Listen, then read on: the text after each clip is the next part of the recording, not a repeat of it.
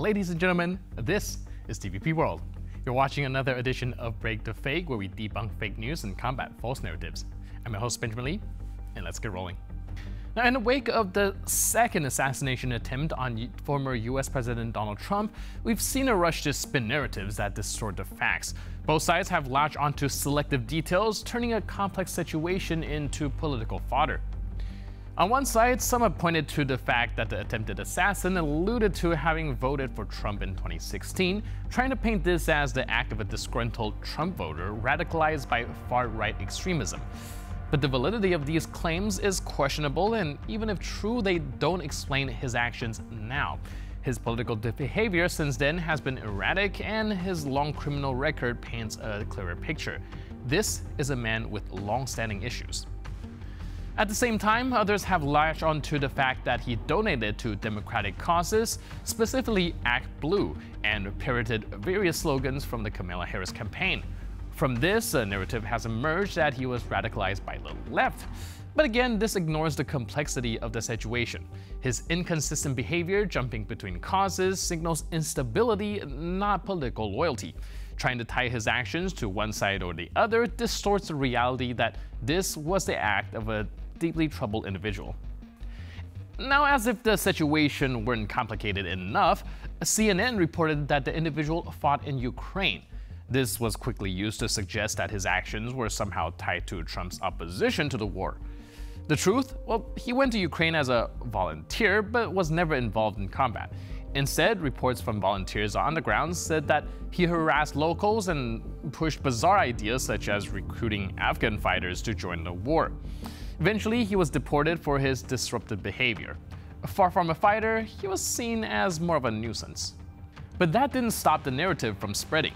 Far-right pundits then used the report to suggest that Ukraine or its supporters might somehow be connected to the assassination attempt. This narrative was just as baseless as the idea that he was a right-wing extremist. The individual's erratic actions in Ukraine had nothing to do with the war itself, nor with any political movement tied to it. At the core of this story is a deeply disturbed individual with a criminal past, but the rush to spin the facts into political narratives on both sides only muddied the waters. Here's an example of media jumping the gun. Outlets initially reported that the weapon used was an AK-47, and then when photos emerged, it was clear that that wasn't true. So instead of corrections, they shifted to calling it an AK-47 style weapon. Still inaccurate. This highlights the eagerness to report before the facts are confirmed, which often fuels confusion and allows dishonest actors to push an agenda.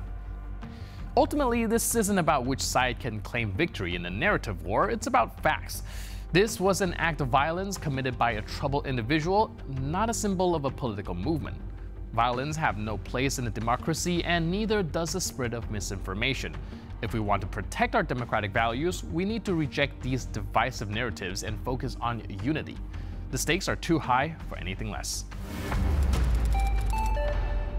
Now let's talk now about one of the biggest scandals in the Russian army. Why? Well, because there's a very interesting story involved. Now let's start from the very beginning. We have Dmitry Lysakovsky, a lawyer by education, military serviceman, and a very big fan of the Russian world ideology. Dmitry started fighting on the Russian side from the very start of its aggression back in 2014. In 2015, he returned to Russia, spent a few years in prison, and returned to the front lines in 2022. After Russia's full-scale invasion, he became the commander of the UAV Reconnaissance Battalion of the so-called Donetsk People's Republic. Recently, Lysakovsky recorded a video accusing the Russian government of lying about liberated Russian territory. According to Dmitry, there are still Ukrainian soldiers in the Kursk region.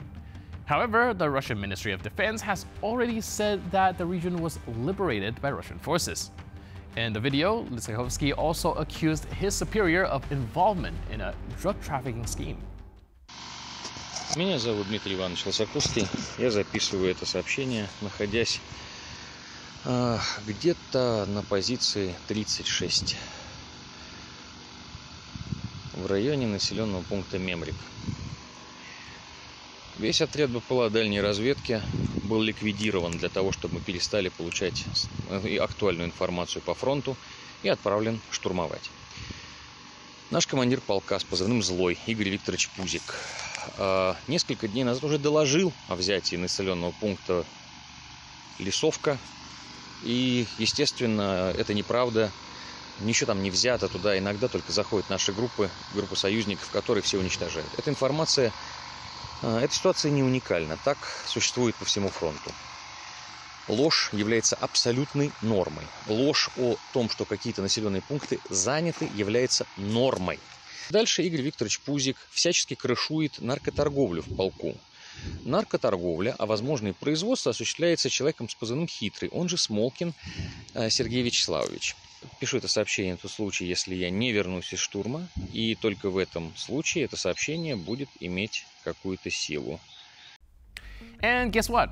After this video, he was sent, along with other soldiers from the UAV reconnaissance unit, on an assault mission in the Donetsk region.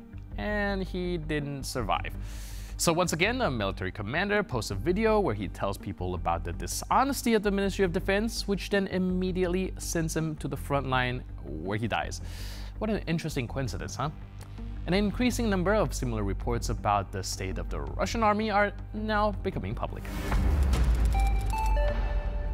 Recently, Turkish President Recep Tayyip Erdogan, in a video addressed to the participants of the Crimean Platform Summit, stated that Crimea is occupied by Russia and should return to Ukrainian control in accordance with international law.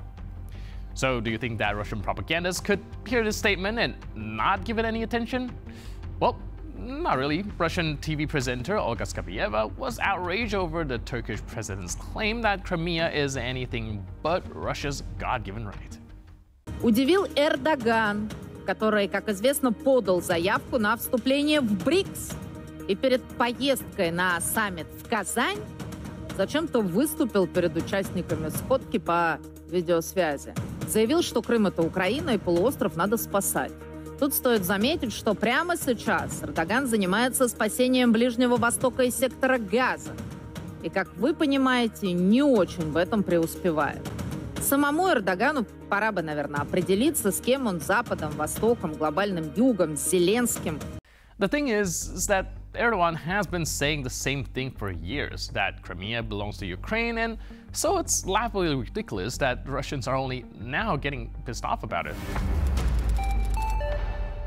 In the next clip, we see a Russian woman from the Belgorod border region attempting to raise money for supplies such as socks and underwear for soldiers who lost everything after a HIMARS strike.